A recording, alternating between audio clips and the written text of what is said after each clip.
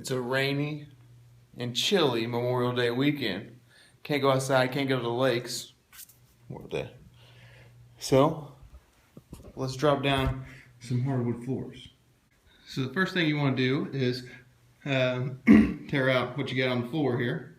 So we're going to tear out the carpet. Pretty simple, tear out carpet. You can just find an area, pull it up, and it'll come up. I'm also killing two birds with one stone, scraping my popcorn ceilings off before I pull this out, so it's not near as messy. I have a video of that. You can check that video out. Instant value to your home. So let's pull this carpet out and we'll get to prepping the floors. This is why carpet is disgusting. Look at these numerous massive dirt piles. That's what you're walking on. You think those dirt piles are good? That's disgusting. That's my smoking hot fiance. That's glue, right? That's my cousin who's helping me. He looks smart. Okay, so your next tip on removing carpet, I use these two tools because you gotta get these carpet strips out.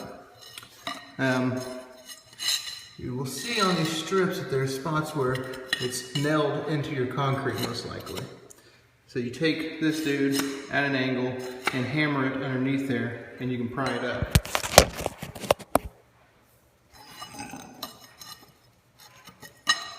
Pardon the loud noise.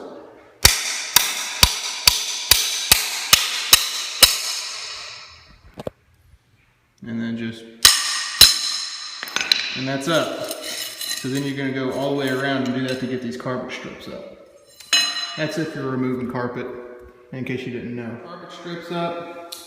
Now whenever you pull those nails up, you are going to take up some concrete with it. We'll patch that up before we lay down the hardwood floors.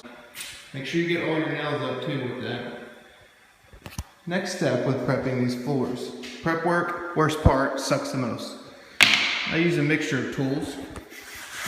You gotta get all this glue up, and if there's any parts that are sealed, you gotta get that up. I use maybe a putty knife and just come at an angle and do that. Scrape them up. I also like these wire brushes. You can just put some pressure down, and it really does a good job of loosening everything up. So you gotta do that all the way around. Again, as I always say, prep work sucks. The method is taking your putty knife and applying pressure and just going back and forth of it. That will loosen up a lot of stuff, as you can see with my shaky hand here. So, there you go. Shut up, Luke Bryan. So, still preparing this, so I'm going to go ahead and give you the next thing to do after or before you start scrubbing. But you have to just suck it up and do it, because you can already see how much crap I am getting up. I already actually threw out a big old dustpan full worth of stuff.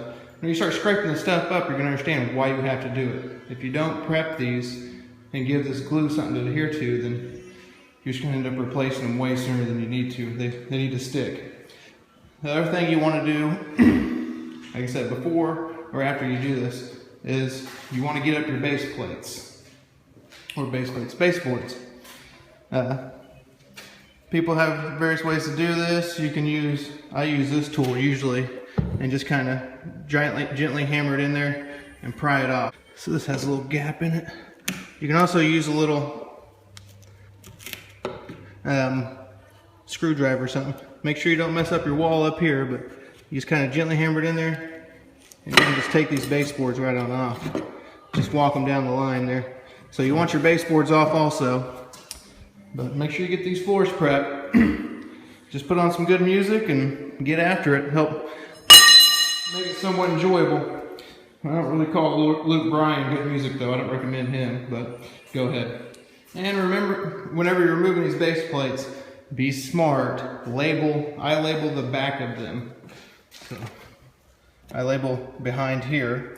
Whenever I pull them off, I'll say that one. I'll label the west north side, because that's what facing the room. This will be the north side. I'll label that. That way, whenever you're done, got your wood floors in, you know where they go instead of being a big old puzzle piece. So, alright, baseboards up.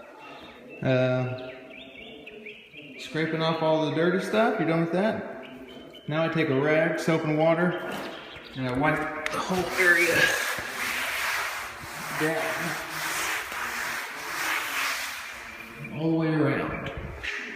Alright, last step before tiling, or before laying your floors.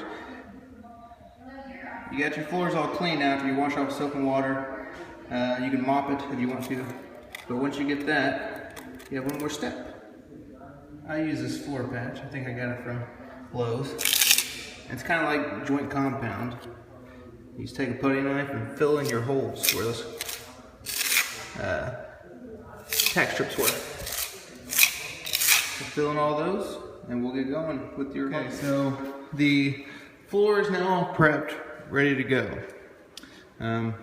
Couple things that you want to do before you start laying, just to make it to where you can just smooth go through it.